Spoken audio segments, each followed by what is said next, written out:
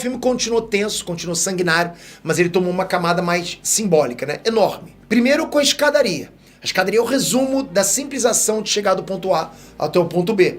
Mas para isso ele precisava vencer muitos obstáculos. Primeiro, os 220 degraus. Segundo, a enxurrada de assassinos na cola dele. Pra piorar, em certo ponto, o John rolou escada abaixo numa queda que parecia interminável, né? Tipo, pô, quando vai acabar essa queda? Isso ativa na gente, acho que o sentimento de que desde o filme 1, o John tentou subir, tentou superar os acontecimentos, mas sempre acabava caindo, percebe isso? Sempre acabava se afundando cada vez mais nas encrencas. Ele só queria paz, mas tudo que ele fazia buscando a paz, levava ele pra trás. Um passo pra frente, dois pra trás.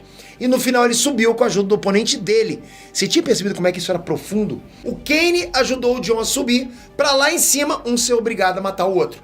E no final de tudo, o filme assume um tom clássico de faroeste, né? Com direito a trilha sonora e tudo. E o amanhecer também é muito simbólico. Geralmente quando rola um amanhecer numa história, isso traz uma carga de esperança. De novo dia, de mudança, sabe? De nova vida, novas oportunidades. Foi isso que aconteceu. O duelo era a chance que o John tinha pra ter uma vida nova, sossegado. Livre de perseguições, é o que ele mais buscou desde o filme 1. O duelo aconteceu durante o amanhecer. E se você reparar, presta atenção, no fim, o John caiu na escadaria e de um lado o cenário já estava escuro e do outro o dia já estava claro, mostrando simbolicamente que o John estava entre a vida e a morte. Isso foi um símbolo, uma simbologia muito bacana de a gente perceber. Isso só reafirma o que o filme fez o tempo todo. Trabalhou com essa questão de vida ou morte. O John era o Cavaleiro da Morte. Por onde ele passava, as pessoas morriam. Pelas mãos dele ou por causa dele. Então ele era o Cavaleiro da Morte. O tempo todo ele matou para poder viver. E ironicamente, só morte poderia libertar o John. Inclusive ele mesmo disse que sabia disso. E o final trouxe a morte do John com a lápide ao lado da esposa dele. Com os dizeres que ele escolheu. E falando na morte do John, e aí, te convenceu? Ou você acha que ele tá vivo? Eu vou trazer um vídeo sobre isso logo mais, já vai ficando de olho aí, ok? Mas voltando a falar nesses símbolos, o filme tinha cada detalhe cheio de símbolos nos cenários, nas ambientações. O Continental de Osaka, por exemplo, era repleto de símbolos da cultura japonesa. E não era simplesmente porque sim. Isso refletia diretamente a personalidade do Shimazu, né? Que é bem aquela figura do samurai. O estilo de luta dele era expansiva, era bonita como a de um samurai. As roupas dele, mas principalmente os princípios dele. Ele tinha lealdade e a honra de um samurai.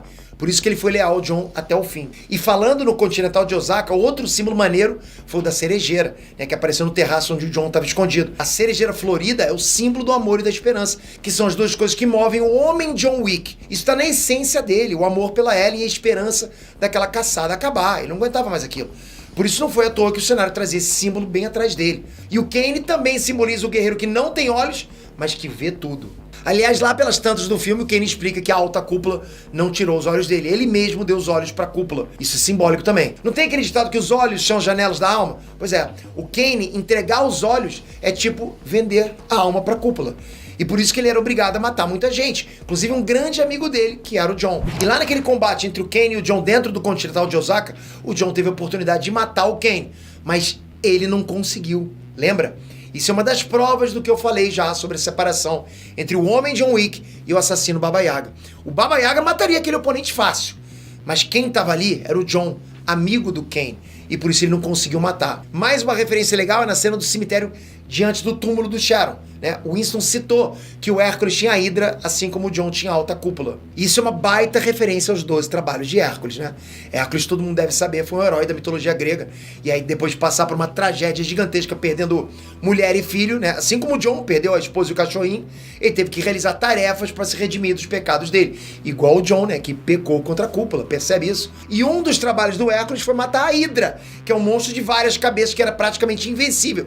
Da mesma forma, o John deveria acabar com a alta cúpula para se redimir, para ter paz. Outra referência aos mitos gregos é quando o John foi para Bielorrússia consertar o brasão para desafiar o Marquês no duelo.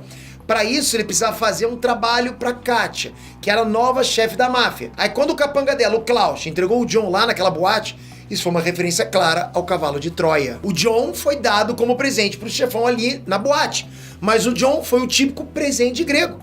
Quer dizer que o motivo dele ser entregue era para que ele matasse quem foi presenteado. Isso é presente grego.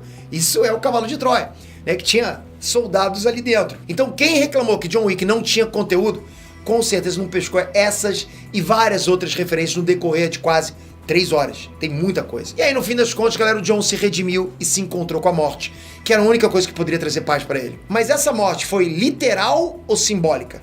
Eu vou deixar essa com vocês por enquanto.